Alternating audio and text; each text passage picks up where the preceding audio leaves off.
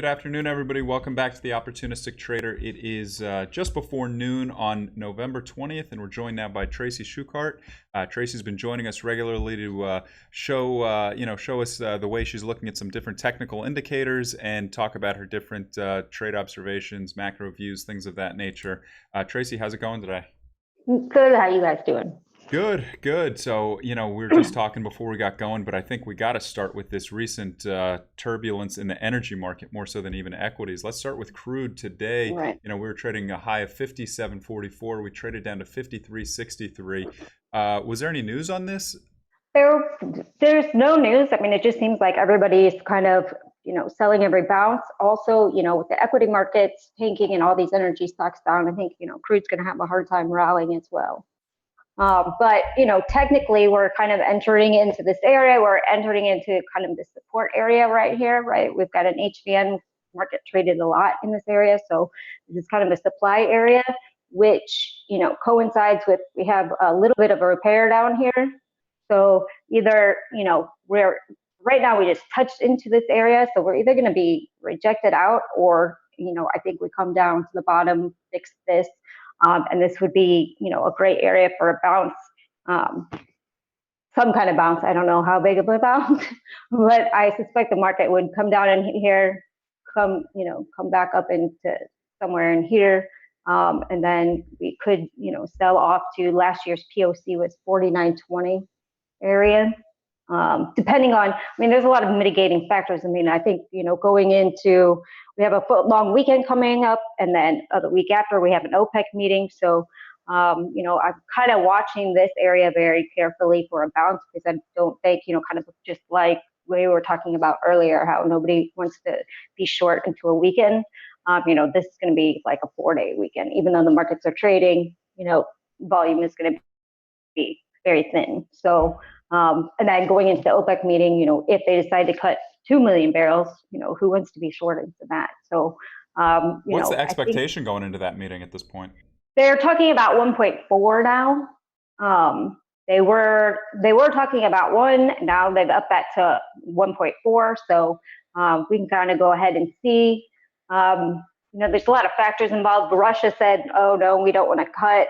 However, they've been increasing production, so it's likely, they'll be able to pull back. It's just like that first OPEC meeting in 2016, where Russia said the same thing, but in the months leading up to the cut decision, they actually ramped production and then just really scaled back to where they actually were.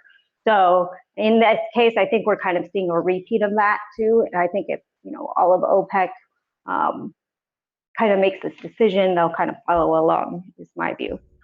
Yeah. Then on the technicals, I know you got a longer term chart up over here. What other Right. sort of levels of support might there be here? We've come off heavily. We were just trading 77, call it 6 weeks ago, and here we are at 54. RBOB's just gotten beaten up. Is there anything that kind of would lead you to kind of put your foot out there and get long here, or Again, I like this area. If you see right here, we sort of have a supply zone here. Right. So, in this area, I like it for at least a try long. Again, we have repair down here. We'll have to see, is this gonna, did this just dip its toe into the supply zone and we bounce from here? Or, I would definitely look, to try a long, definitely down in this area, which is like 53, 54, 53, 32, Right. 52.84. Now, with all the volatility, I know you speak to a lot of different traders. You have a lot of different contacts. What are you hearing as the cause of the volatility? Has it been a lot of funds with bad positions? And if so, do you have any insight into what those positions kind of have been?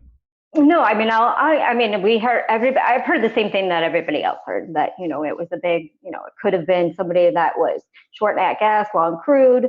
I know that on every time we've taken a dip, he got long in that 70 area. So he's had to deleverage every time that we come down. That's, more for selling.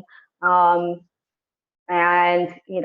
basically I've heard exactly the same stories that everybody's, I kind of heard them first before they were kind of out in the media, but, I think that, what it's kind of doing, and we're also into a seasonal short too. So it's not surprise. Well, this amount, this dive is definitely surprising, but it's not surprising that we would see a dip.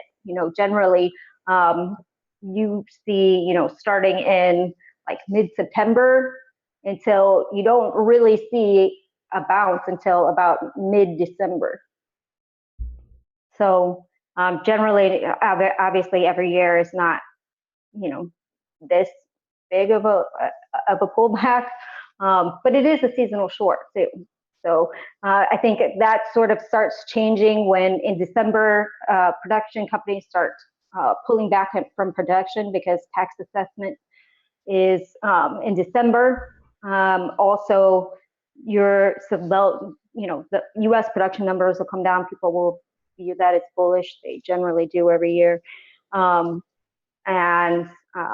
And things like that. Also, we're coming off of a refinery maintenance season, so refiners are going to start, be back at full scale by end of November, and so we should stop seeing these really large crude builds. Yeah. Let's shift gears over to the equity markets. If you could take us through what you're seeing technically on the S&P, it's been an interesting one as well. Yeah, I mean, well, we just bounced off a major trend support at these lows here, these 30s. Kind of looking to stay. I mean, all the indices across the board. You've got DAX, you've got Asia. I mean, they all look terrible, to be honest. So I wouldn't be surprised if we saw a retest of that 2600 area before any kind of meaningful bounce. It's kind of a repetitive pattern that we had. So you're looking at 2600 as maybe a kind of an area of support, but you are looking for a retest down there? Right, yeah. I don't have a chart available right this second on this screen. But I would be kind of watching that area. It's kind of, a repeat pattern before we see any kind of huge bounce. I mean, it's been pretty, it's been a large sell-off, but I mean, it's been very orderly, right? It's not been like crash mode. I mean, every gap has been filled, gone back and refilled, and things like that. That I have the way that I look at it. So well, I agree. One interesting thing about it, I guess looking back at the October move, really, we made a new low down about that 2600. Then we had a huge rally back up in only about 4 days, back up to 2825. But that 2825 was really like a perfect double top of the early October, I should say, sort of a high bounce. And then, we've come back down, and now we're heading back down to that 2600. So it'll be interesting to see how we trade in this kind of 2650 range, see what happens. right. Also, we're entering a seasonally period where it's generally supportive of equities. That said, right. That said, we're all the way back down here. So yeah, and the other key thing I think of where we're entering seasonally of just less look, especially over the next 4 trading days. A lot of people out on holiday, so moves can be exacerbated in both directions. Well, yeah, absolutely. I mean, we're gonna have, it's gonna be all algos. And that goes for crude, that goes for FX, that goes for all asset classes over the next 4 or 5 days. Yep, I absolutely agree. So just kind of have to watch that. I mean, if you have any kind of depth charts or anything like that, I mean, you can kind of see those moves. What else are you looking at? Anything other like FX or metals? Anything sticking out at you as a good setup? CAD's been a super mover. Yeah, I did not. I mean, I've been saying that it's it's bearish. It's bearish. So I keep trying to catch a short in that, but I haven't been able to sell. You're looking to sell CAD or sell dollar CAD? CAD. So 60 in futures. I don't have a forex. I just have the futures. Gotcha. So I guess it would be long the other way. Yeah, I'm kind of surprised the Canadian currency hasn't weakened a bit more, being how tight it is to the energy market. It is. Look, dollar CAD is, CAD is on the weaker part of the year here, but it hasn't been a huge mover, and it had, especially over the last 3 weeks. So, keep an eye on that. But in the past, CAD has been very highly correlated with energy markets and crude specifically, being that that's one of their largest exports. Um, I mean, if you look at it today, it looks terrible. I mean, I wouldn't be surprised to see it at like 70 by year end. yeah, it's about a 0.75% mover today. It's around more so than any other currency in G10 right now. Yeah. So I've been, I think looking at shorts, if you can catch one in that's great. A lot of it has to do with WCS. It's trading at a huge discount to WTI. So it's kind of, following. I think it's heavier because that market is doing so poorly. Yeah, absolutely. Anything else on the radar? Metals, fixed income? So I was looking at copper earlier, which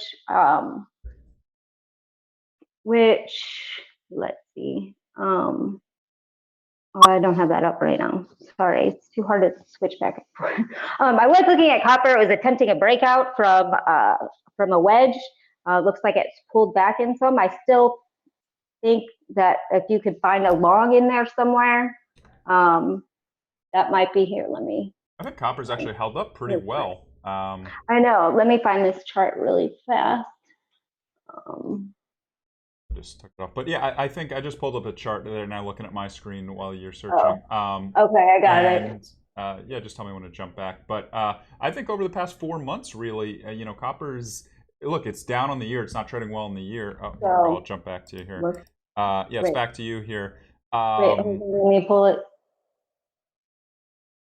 Pull it. All right, so here we go. We have this wedge here, right? And we kind of bounced out of it today, pulled back some, but I still think that, it's not, if you can find some sort of pullback in here, I still think this is a very bullish pattern.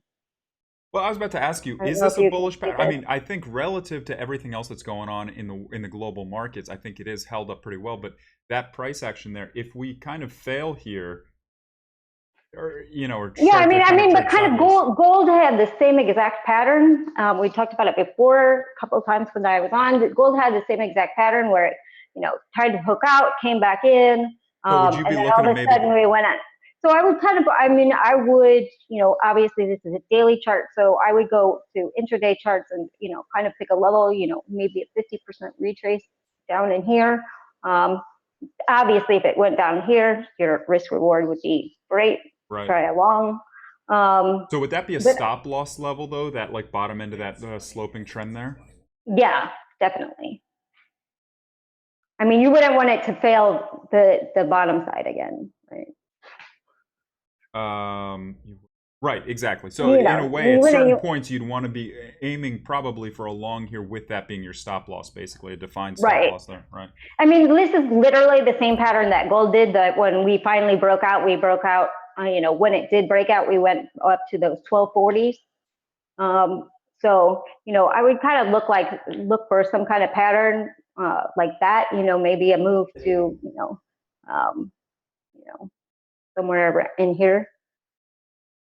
Right. Yeah. No, it's interesting. Look, I think relative, being that, copper, they call it Dr. Copper, and with all the turbulence going on and uncertainty with what's happening with the US and China, China's a huge user of copper. And so I think it's actually traded pretty well given all the other global turbulence that we've seen.